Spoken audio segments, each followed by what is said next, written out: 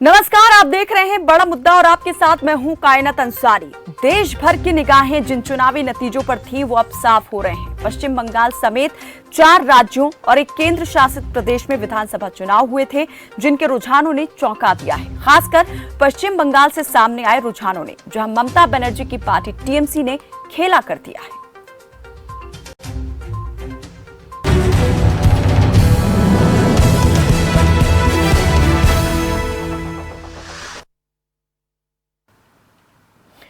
तो चुनावी राज्यों के नतीजों से पहले रुझान आने जारी हैं, जिनके मुताबिक 3 राज्यों बंगाल, केरल और असम में बदलाव होता दिखाई नहीं दे रहा है। यानी बंगाल में तृणमूल, केरल में एलडीएफ और असम में बीजेपी ही सरकार बनाते दिख रही हैं, जो पहले से थी। हालांकि तमिलनाडु में बदलाव होता नजर आ रहा है, यहां डीएमके सरकार बनाने के करीब है। इस बीच जिस राज्य में चुनावी हार और जीत पर सभी की निगाहें टिकी थी वो था पश्चिम बंगाल। रुझानों को देखें तो पश्चिम बंगाल में एक बार फिर तृणमूल कांग्रेस एक तरफा जीत पक्की करती नजर आ रही है, जबकि बीजेपी 80 से 77 प्लस के आसपास दिखाई दे रही है। वहीं नंदीग्राम सीट पर धड़कनें रोक देने वाले महासंग्राम में आखिरकार ममता बनर्जी ने जीत हासिल की। करीब 17वें राउंड तक चले उलटफेर के बाद आखिरी राउंड में ममता बनर्जी ने शुभेंदु अधिकारी को 1200 वोटों से हरा दिया। इससे पहले कभी शुभेंदु तो कभी ममता आगे चल रहे थे। काफी समय तक शुभेंदु इस सीट पर लीड करते रहे, मगर बाद में ममता बनर्जी ने लीड हासिल की और बंगाल के साथ साथ नंदीग्राम का संग्राम भी अपने नाम किया। पश्चिम बंगाल की 292 सीटों पर अब तक सामने आए रुझानों में टीएमसी 215 प्लस पर बढ़त बनाए हुए है, तो बीजेपी 80 प्लस से अंडर 80 पहुंच गई है।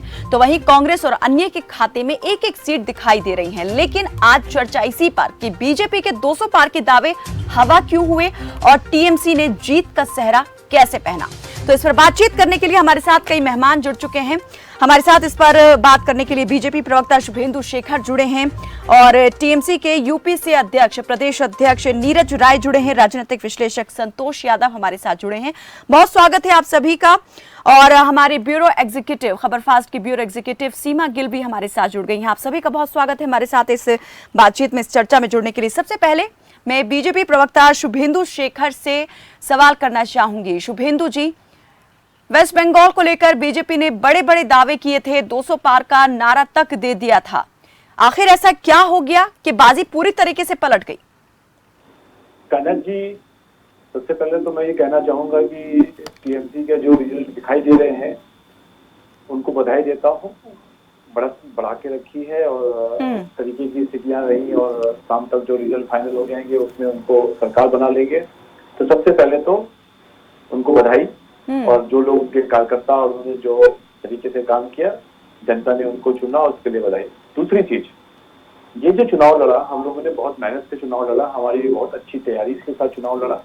आपने इस चुनाव में 2 चीज बहुत अच्छी तरीके से देखी। जहां हमारे पास 3 से 4 सीटें थी, हम 77 और 80 के बीच में पहुंचे हैं। हमारी जो संगठन की तैयारी थी उसके हिसाब से 200 प्लस सीटों की तैयारी करी थी हम लोगों ने। हम लोग नहीं पहुंच पाए, अपनी हार को मानते हैं। यहाँ पे कोई बहुत चुनाव हुए हैं, हार मान रहे हैं, इसमें कोई बहुत बड़ी वो चीज नहीं है कि हम कहें कि कोई बहुत गलती होगी। पर एक चीज जो हमको इसमें पूरी समझ में आ रही है कि कांग्रेस को एक भी सीटें नहीं मिली, एक सीट मिल रही है, लेफ्ट बिल्कुल खत्म हो गया। जो 2 तरफा या 3 तरफा या 4 तरफा जिन्होंने 20-20 साल वहाँ पे चुनाव सरकारें चलाई हैं, उनको 1 या 2 सीटें मिल रही हैं। तो इसको देखते हुए ऐसा लगता है कि शुभेंदु जी, आप कांग्रेस और लेफ्ट को बता रहे हैं कि हार के कारण रहे, इनका अच्छा प्रदर्शन नहीं रहा। ये अगर वोट यहाँ पर इन पार्टीज का कटा है, तो क्या ये माना जाए कि ये जो वोट यहाँ पर कटा वो बीजेपी की तरफ ट्रांसफर हुआ या टीएमसी को मिला है? क्योंकि जैसे आप खुद कह रहे हैं कि बढ़त यहाँ पर अच्छी खासी बनाई है और हम खुद देख रहे हैं पिछले चुनाव में 3 सीट और इस बार जो है अभी 77 प्लस दिखाई दे रही है बीजेपी। तो आपके लिए तो अच्छा है, फिर हार का कारण क्यों बता रहे हैं कांग्रेस को? नहीं, कारण नहीं बना रहे। देखिए, उन्होंने पहले ही, आपको मालूम है, राहुल जी ने कह दिया कि मैं कोई रैली नहीं करूंगा। उनकी एक रैली में 100-200 लोग नहीं आते थे, 500 लोग नहीं आते थे, 1000 लोग नहीं पहुंचते थे। इसलिए उनको लगा कि हम रैली करने की जरूरत नहीं है। पीछे के दौर से उन्होंने लगा कि यदि हम ज्यादा मजबूत होंगे तो टीएमसी को नुकसान होगा और वो अपनी जीतने की हालत में नहीं थे। ये सोचते हुए उन्होंने अपने को विड्रॉ कर लिया था, बहुत पहले विड्रॉ कर लिया था। और कारण क्या होंगे क्या नहीं है, ये हम लोग अपना आत्मचिंतन करेंगे बैठ के सब लोग आपस में संगठन के अंदर। नहीं, मैं आपसे ये जानना चाह रही हूँ, क्या बीजेपी के विकास को नकार दिया पश्चिम बंगाल की जनता ने?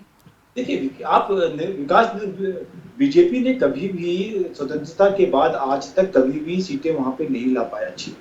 ये पहली बार है जब उन्होंने इतनी ज्यादा सीटें ली और इतना अच्छा चुनाव लड़ा। आपने भी देखा कि हम सब लोगों ने उस चुनाव में बहुत मजबूती से लड़ा। ममता जी ऐसे लोग जो पूरे अंत तक 1200 वोट में जीत पाई, तो चुनाव लड़ने में हमने कोई कमी नहीं करी। और ये तो जनता है जिसको जिताए जिसको हराए, और हमारी जो कमियां रही तो मुकाबले में भी तो पहले टीएमसी के ही सदस्य रहे शुभेंदु अधिकारी थे। हाँ, तो क्यों नहीं, ये तो लोगों का जाना और आना लगा रहता है। उसमें तो आपको मालूम है कि शुभेंदु अधिकारी पहले टीएमसी में थे, और जब वो हमारे यहाँ पे आए और हमारे यहाँ से चुनाव लड़े, हमने पूरी मेहनत करी है। वहाँ पे हमारा जो संगठन था, आरएसएस और बीजेपी के बहुत सारा संगठन खड़ा किया हमने, और उसी का कारण है कि हम 80-90 सीटों तक आ पाए, और आगे और मेहनत करेंगे। नीरज राय हमारे साथ जुड़े हुए हैं, यूपी से प्रदेश अध्यक्ष हैं टीएमसी के। नीरज जी, आप क्या कहेंगे इस हार और जीत पर? देखिए, कहना तो इसमें जो है पूरे बंगाल का चुनाव जो रुझान अब तक देखा जा रहा है, इसमें प्रधानमंत्री मोदी और गृह मंत्री अमित शाह के नाकामी ममता बनर्जी के द्वारा बंगाल में किए गए कार्यों की काबिलियत का परिणाम। आप देखे होंगे कि भारतीय जनता पार्टी इतने दिनों से वहां पर जोर लगाकर कार्यक्रम पे कार्यक्रम करती जा रही थी, लेकिन यह सिर्फ आरोप लगा रहे थे। केंद्र में इनकी सरकार पिछले 7 सालों से है, लगभग 1.5 दर्जन से ज्यादा प्रदेशों में इनकी सरकार है। इन दोनों को मिलाकर क्या काम किए हैं, बंगाल में कितना बेहतर काम कर सकते हैं, उस पे बात करने की बजाय दीदी ओ दीदी करने में ही ज्यादा अपना समय नष्ट कर दिए हैं। बंगाल की जनता वहां पर जानना चाहती थी कि 7 सालों में आपने कितने इंडस्ट्री बैठाए, 12 करोड़ युवाओं को बेरोजगार किए, उस पर ये बात नहीं करते थे। दिल्ली के अंदर 300 से ऊपर किसान शहीद हो गए थे इनके हठधर्मिता के चलते, लेकिन बंगाल में गलत आंकड़ा कभी 130, कभी 148, कभी 300 भारतीय जनता पार्टी के कार्यकर्ताओं का गिना कर ये वोट मांगने का काम करते थे। तो बंगाल की जनता ने इनको बता दिया काम करिए, क्योंकि बंगाल काम के ऊपर सत्ता परिवर्तन करता है। सिर्फ आरोप, झूठ, धर्म का प्रचार के लिए आप भगवान के नाम पर लाइए, लेकिन राजनीतिक विस्तार के लिए जिस दिन भगवान के नाम का प्रयोग करेंगे तो एक न एक दिन भगवान राम, जैसे आज अब उठाकर प्रत्यंचा चढ़ा दिए भगवान राम, भारतीय जनता पार्टी जो 200 पार करते हुए चलती थी, आज 70 के करीब आके बैठ गई है। यह भारतीय जनता पार्टी एक माइंड गेम खेल रही थी। आपके नहीं, लेकिन नीरज जी शुभेंदु जी ये भी कह रहे हैं कि पिछले चुनाव में सीट 3 थी, इस बार कम से कम 70+, 80+ तो जा रही है। शुभेंदु भाई साहब अच्छा लगा डिबेट, अगर यही इनकी बातों को भारतीय जनता पार्टी का शीर्ष नेतृत्व अमल में लाया होता। मैं अब तक इस चुनाव के दौरान कुछ नहीं तो 400 से ऊपर डिबेट किया हूं, हर भाजपा के बड़े से छोटे नेताओं को यही बताता रहा हूं कि 19 से कंपैरिजन मत करिए, 2016 में करिए। लेकिन ये 19 में करते थे, क्यों करते थे बता दे रहा हूं आपको। 17% वोट शेयरिंग इनका था 19 में, कांग्रेस और सीपीएम का घट के 5, 7, 8% पे आ गया और इनका 40 चला गया। एक पक्षी कार्रवाई करने के उपरांत ये बोलते थे कि हमारा 40% वोट शेयर हो गया।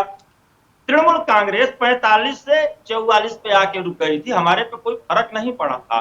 तो जाहिर सी बात थी कि लोकसभा में टीएमसी के अगेंस्ट में सीपीएम और कांग्रेस ने बीजेपी को अपना वोट दे दिया था। उसको ये मानते जाए, अगर उस वोट को माना जाए तो 120 से ऊपर सीटें, 18 जो सीटें लोकसभा की आई हैं, 120 से ऊपर विधानसभा को प्रभावित करते हैं। लेकिन शुभेंदु भाई बहुत बहुत धन्यवाद कि आपने इस चीज को आज एक्सेप्ट किया। अगर इस चीज को 4 महीना पहले भाजपा के नेता कर लिए होते तो आज ये समीकरण कुछ दूसरा होता। संतोष यादव जुड़े, राजनीतिक विश्लेषक हमारे साथ। संतोष जी, क्या लगता है बीजेपी के लिए अभी बंगाल दूर है, वेस्ट बंगाल? जी, बंगाल अभी दूर है।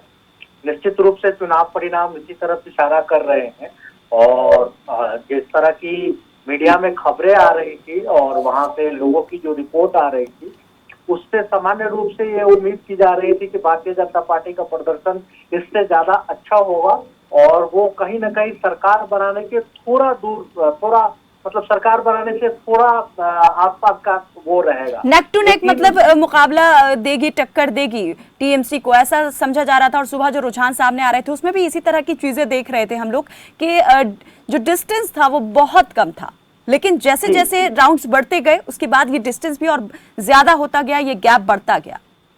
जी जी बिल्कुल, जैसे जैसे जो चुनाव परिणाम आए उसके बाद भारतीय जनता पार्टी सिमटती चली गई, जिसके पीछे जो वजह मुझे लग रही है कि भारतीय जनता पार्टी जो है जोर शोर से वादे तो करती है, दूसरे की असफलता गिनाने में बहुत कामयाब है, लेकिन अपनी सफलता जो है उसको वो भुना तो लेती है, लेकिन अपनी जो सक्सेस होनी चाहिए, राजनीतिक सफलता जो होनी चाहिए सरकार में रहने के बाद, मुझे लगता है कि उसमें काम करने में जो है भारतीय जनता पार्टी ढंग से काम नहीं कर पा रही है केंद्र में।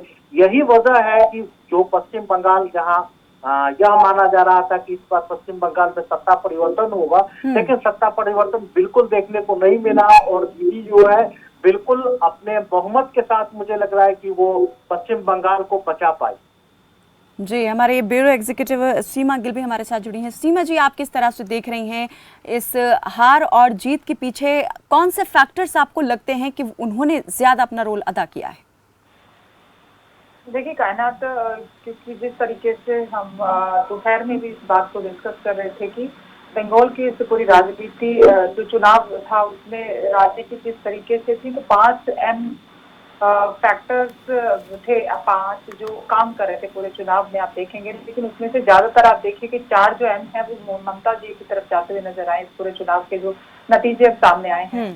और ये मुझे मतलब हम सबको इतने चौंकाने वाले नहीं है, लेकिन हाँ बीजेपी को 100 के आसपास देख रहे थे, क्योंकि जिस तरीके से बीजेपी का पूरा शीर्ष नेतृत्व पूरी तरीके से वेस्ट बंगाल में लगा हुआ था, पीएम मोदी से लेकर के गृह मंत्री अमित शाह और तमाम जो बड़े नेता हैं, आप देखिए विजय वर्ग, जिस तरीके से विजय वर्गीय जी ने पूरा घर बना के वहीं पे 2 महीने से वो रह रहे थे, तो उम्मीदें ये जताई जा रही थी कि शायद बीजेपी 100 के आसपास चली जाएगी। ये तो बिल्कुल कोई नहीं मानने के लिए तैयार था कि बीजेपी सरकार बना पाएगी, लेकिन हाँ बीजेपी 100 प्लस माइनस में रहेगी ऐसा अनुमान लगाया जा रहा था। लेकिन जो अभी तक जो रुझान आया उसके हिसाब से मुझे लगता है ये रुझान अब बहुत ज्यादा इसमें बदलाव आने वाले नहीं है, बल्कि आप देखेंगे सुबह से लगातार बीजेपी के नंबर कम हुए हैं और टीएमसी के बढ़ रहे हैं। तो आप देखेंगे अगर कहीं भी अगर आगे भी मुझे लगता है कि बीजेपी बहुत ज्यादा आगे बढ़ने वाली नहीं है, तो उस हिसाब से देखा जाए तो टीएमसी वापस पूरे बहुमत के साथ, बल्कि परसुन बहुमत के साथ उन्होंने अपनी विजय को हासिल की है। और लगातार जिस तरीके से एक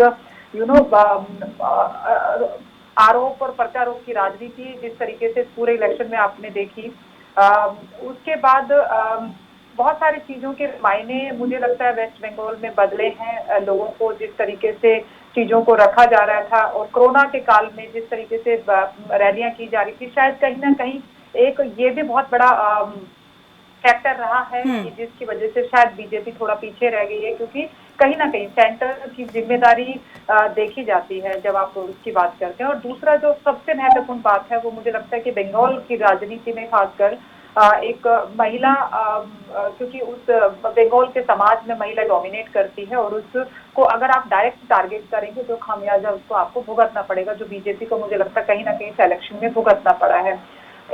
हमेशा राज्य में जब इलेक्शन होते हैं, किसी भी हम राज्य स्तर पे इलेक्शन की बात करते हैं, तो विधानसभा इलेक्शन में जनरली आपकी जो राष्ट्रीय जो क्षेत्रीय पार्टियां हैं उनको एक सॉफ्ट कॉर्नर होता भी है वहाँ की आम जनता का। तो बहुत सारे ऐसे एक मुद्दे को कहना कि किसी एक फैक्टर की वजह से, बहुत सारे फैक्टर्स हैं जो इस कहीं ना कहीं बीजेपी को उनका जो आंकड़ा था 200 का, वो तो खैर हम सब लोग कहीं भी मानने वाले नहीं थे, लेकिन 100 प्लस के आसपास जो देख रहे थे उससे भी जो दूर रहे, उसके बहुत सारे फैक्टर्स हैं, जिसमें से ममता के एक तो महिला होने का, एक स्ट्रॉन्ग महिला होने का, जिस तरीके से उन्होंने बीजेपी ने जो भी दाग खेला उसको पलटवार उन्होंने बहुत स्ट्रॉन्ग तरीके से किया, चाहे वो जो नंदी ग्राम है उसको जिस तरीके से पूरी तरीके से आक्रामक रूप से बीजेपी आई थी और शुभेंदु जो उनके सबसे स्ट्रॉन्ग हाथ थे उनको अपने साथ मिला के सामने खड़ा किया हमने सामने। और सबसे सीमा जी, क्या आप मानते हैं कि जिस तेजी के साथ में टीएमसी के नेता बीजेपी में गए, क्या ये बीजेपी के लिए माइनस पॉइंट रहा या फिर प्लस पॉइंट रहा? क्योंकि नुकसान यहाँ पर कहीं ना कहीं लग रहा है कि उठाना पड़ा है बीजेपी को इस चीज का। नहीं देखिए कायनात, इसको आप दूसरे तरीके से समझिए, क्योंकि जब आप वेस्ट बंगाल जैसे राज्य की बात करते हैं तो वहाँ के लोगों की जो बेसिक पर्सनैलिटी है उसको भी आपको समझना होता है। और जो वेस्ट बंगाल की जो राजनीति, जो पर्सनैलिटी है आम आदमी की, वो बहुत अपनी सेल्फ रिस्पेक्ट और ईगो को बहुत महत्व देते हैं वो लोग। अगर आप उसको क्वेश्चन करेंगे, उनकी ईगो को क्वेश्चन करेंगे तो वो पलटवार करेंगे। और शायद यही एक कारण है कि ममता बनर्जी इस बात को समझती थी। जब जब इन लोगों ने उनको दबाने की कोशिश की, बीजेपी की तरफ से एक दबाव बनाने की कोशिश ममता बनर्जी पर की गई, ममता बनर्जी ने उसका भरपूर फायदा उठाया है। चाहे वो शुभेंदु अधिकारी को और ममता बनर्जी, क्योंकि ममता बनर्जी चाहती तो कहीं और से सेफ सीट से लड़ सकती थी, लेकिन वो शुभेंदु अधिकारी के सामने जाकर खड़ी इसलिए हुई कि जब जरूरत पड़ेगी तो उसको हथियार बनाएंगी। और ऐसा हुआ भी। आपने देखा कि ममता बनर्जी ने बार बार जिस तरीके से रोड पर बैठकर उस दिन धरना देने की बात हो, या बार बार जिस तरीके से आरोप प्रत्यारोप लगाए जाने की बात हो जी, उसको प्रॉपर तरीके से और उससे भी ज्यादा महत्वपूर्ण था प्रशांत किशोर का जो एक रणनीति थी। आज भी जो प्रशांत किशोर का जो रिएक्शन था वो बहुत महत्वपूर्ण है इस बात को समझने के लिए कि उनको पता है कि ये लड़ाई आसान नहीं थी। जिस तरीके से बीजेपी पुरजोर ताकत लगाए हुए थी और कांग्रेस और लेफ्ट की तरफ से जनता का जो इंटरेस्ट है वो कम होता जा रहा था, तो बीजेपी को बहुत अपॉर्चुनिटी दिखाई दे रही थी बंगाल में, और उसका फायदा कहीं ना कहीं बीजेपी को हुआ भी है। 3 सीटों से 70-80 सीटों के बीच में अगर लेके जाती बीजेपी, तो बीजेपी ने अपनी जगह बना ली है। जो वैक्यूम में क्रिएट हो रहा था वेस्ट बंगाल में बहुत टाइम से, उसमें कहीं ना कहीं उन्होंने अपनी जगह बनाई है। लेकिन ठीक है, अभी जीत हासिल नहीं की तो उसको, लेकिन प्रशांत किशोर समझ रहे हैं और उन्होंने कहा कि आप इसको ऐसे नहीं कह सकते कि जीत आसान थी, क्योंकि बहुत टक्कर थी। आप देखेंगे जो वोट ऑफ परसेंटेज है वो भी बहुत ज्यादा डिफरेंसेस नहीं है बीजेपी एंड टीएमसी के। बिल्कुल। तो मैं इसी से लेकर सवाल करना चाहूंगी नीरज राय से, जो यूपी से प्रदेश अध्यक्ष हैं टीएमसी के। नीरज जी, ये तो ठीक है कि बहुमत के करीब पहुंच चुकी है टीएमसी, जो है बहुमत का आंकड़ा रुझानों में पार कर चुकी है, लेकिन क्या बाजीगर नहीं बन गई है बीजेपी और बहुत कुछ हार के बहुत कुछ नहीं जीत गई है? नहीं है, कहीं से नहीं हो सकता है, क्योंकि केंद्र का जो सरकार होती है, देश का प्रधानमंत्री पूरे भारत का होता है ना, गृह मंत्री पूरे भारत का होता है। बंगाल भी हमारे जो 3 दर्जन लगभग प्रदेश हैं, उन प्रदेशों का ही एकमात्र प्रदेश है। मोदी जी और भारतीय जनता पार्टी चुनाव उसी दिन हार गए थे जिस दिन एक मुख्यमंत्री के खिलाफ प्रधानमंत्री उतर गए, गृह मंत्री उतर गए, इनके 70 कैबिनेट उतर गए, 1.5 दर्जन से ऊपर प्रदेशों के मुख्यमंत्री और नेता उतर गए, और तो और ईडी से लेके, सेबी से लेके, इनकम टैक्स से लेके सीबीआई तक सभी लोग उतर गए वहां पर। यह चुनाव उस जगह पे हारे हैं कि सिर्फ आरोप लगाते रहे। अगर आरोप लगाने की बजाय अगर हम गलत थे, तृणमूल कांग्रेस गलत थी, कार्यकर्ता हमारे गलत थे, तो अपने सिस्टम का सदुपयोग करके उस बंगाल की अस्मिता को बचाने के लिए दंडित करने का काम अगर किए होते या कार्रवाई किए होते, उसी दिन तृणमूल कांग्रेस बैकफुट पे आ गई होती।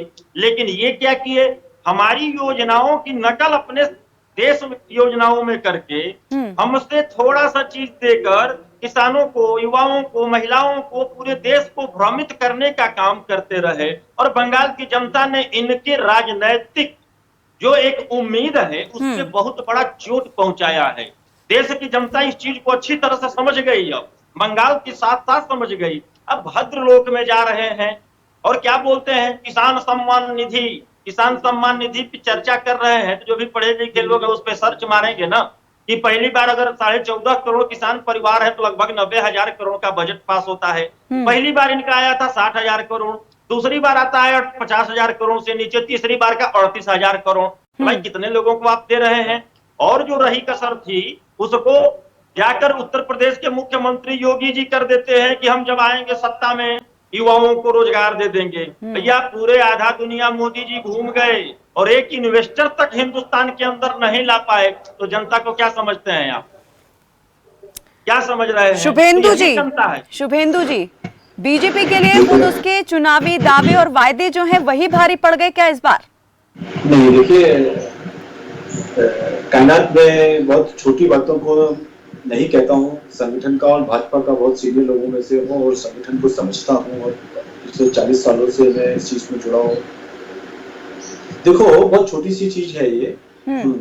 हमने अपनी पूरी लड़ाई, हम कहीं भी चुनाव लड़ते हैं भाजपा के लोग अपनी पूरी मेहनत से लड़ते हैं, चाहे आसाम में लड़ा हो, चाहे दिल्ली में लड़े, चाहे मैं अभी वेस्ट बंगाल में लड़ा है, या केरला में ही क्यों नहीं, हमारे लगभग बहुत सारे प्रचारक जो आरएसएस के प्रचारक हैं वो वहाँ पे काम कर रहे हैं, सब कुछ छोड़ के काम कर रहे हैं, अब तो 4 सालों से काम कर रहे हैं। वो जो जगह है वेस्ट बंगाल की सबसे मुश्किल जगह है, जैसे हमारे लिए केरला सबसे मुश्किल है वैसे ही वेस्ट बंगाल सबसे मुश्किल था, और हमने वहां पे बहुत बड़ी जीत ली है। हो सकता है हम सरकार ना बना पाए, हमको उस चीज का कहीं पे भी वो नहीं है, चुनाव है, लोकतंत्र है, कभी जीतना और हारना लगा रहता है, पर ये मैं जरूर बता सकता हूँ कि हमने अपने लिए जमीन बना ली है वहां पे, और अब हम अगले और 5 सालों में खूब काम करेंगे। नीरज जी क्या करेंगे? देखिए, जो हमारे लोकतंत्र ठीक है, इस तरीके से हम काम करते हैं, हार जीत लगेगी, और इस हार जीत के लिए मैंने सबसे पहले ही अपना सेंटेंस बोला था कि बधाई हो, मैं कोई वैसा व्यक्ति नहीं। ठीक है शुभेंदु जी, नीरज जी से मैंने वही पूछा कि आपने कहा कि हमने अपनी जमीन जो है वो तैयार कर ली है और आगे और तेजी के साथ जो है और पूरी शिद्दत के साथ शक्ति के साथ आगे बढ़ेंगे। इस पर मैं जानना चाह रही हूँ नीरज जी, आप किस तरह से देख रहे हैं इसे? देखिए, अब मैं उसी तरह देखता हूं कि देश की जनता जागीर नहीं होती है किसी पार्टी का, यह तो पहले मोदी जी को समझना चाहिए कि मोदी है तो मुमकिन है। तृणमूल कांग्रेस और नीरज राय और शुभेंदु भाई से बात करने की बजाय पहले मोदी जी को सामने आना चाहिए कि मोदी जी आपने ऐसा क्या, कौन सा नाकामी वाला काम किया और आप जाकर बैठ गए हैं कि बाहर नहीं निकल के आ रहे हैं। देखिए, सीमा जी ने एक बहुत बढ़िया चीज कहा था, पिछले साल मार्च 2020 में कोरोना जो महामारी का रूप दिया गया था, महामारी का घोषणा कर दिया गया था सेंट्रल गवर्नमेंट के द्वारा, और रही सही जो कसर थी उसको प्रधानमंत्री जी खुद कोरोना प्रबंधन की जिम्मेदारी संभाले हुए हैं। अब देख लीजिए, इसमें अब उसी समय हुआ था कि 162 ऑक्सीजन प्लांट देश के विभिन्न हॉस्पिटलों में लगाए जाएंगे, लेकिन लगे एक भी नहीं है। कहा गया था जानकारों के द्वारा कि दूसरा और तीसरा जो इसका लेयर होता है, ऑक्सीजन और वेंटिलेटर की आवश्यकता होगी। प्रधानमंत्री केयर फंड के जुटाया गया, लेकिन प्रधानमंत्री केयर फंड में कितना पैसा आया उसकी जानकारी नहीं दिया गया। 2000 करोड़ रुपया इनकी वेबसाइट पे पड़ा हुआ है। राजस्थान में वेंटिलेटर पहुंचाया गया, 95% वेंटिलेटर खराब है। कोरोना काल में देख लीजिए, प्रधानमंत्री केयर फंड का पैसा ये राजनीतिक केयर फंड के लिए प्रयोग किए। कोरोना काल में विधायक खरीद फरोख्त करते रहे।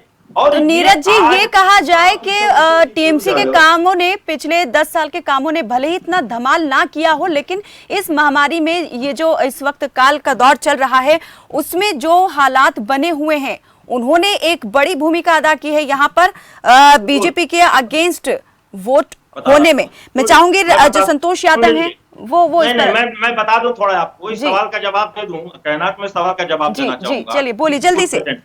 पिछली बार जब कोरोना का प्रकोप बढ़ा हुआ था, ममता बनर्जी देश की पहली मुख्यमंत्री थी कि हर जिला में जाकर घूमने का काम करी थी, जो कि जिम्मेदारी प्रधानमंत्री मोदी जी की थी, लेकिन वो घर से बाहर नहीं निकले थे।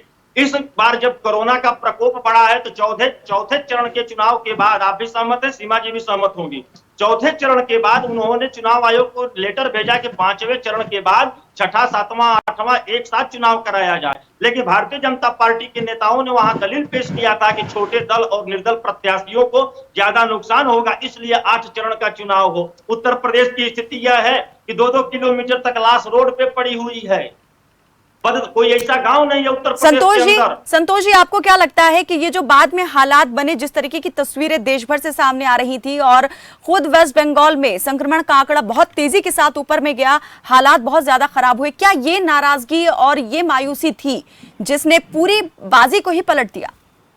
मैं समझता हूँ कि जो कोविड का प्रकरण था इसमें बहुत बड़ा रोल प्ले किया राज टावर में, क्योंकि पहले जो है इस बार लग रहा था, रुझानों में लग रहा था कि वहाँ पे सरकार बदल जाएगी और भारतीय जनता पार्टी अपनी सफलता नहीं बताती है चुनाव में, ज्यादातर दूसरे पार्टियों की सफलता को गिना करके वो वोट लेने की बात करती है। लेकिन जो कोविड पिछले 1-1.5 साल से जो कोविड का प्रकरण चल रहा है और इस मुद्दे पर भारतीय जनता पार्टी की जो रणनीति है वो पूरी तरीके से फेल्योर रही है।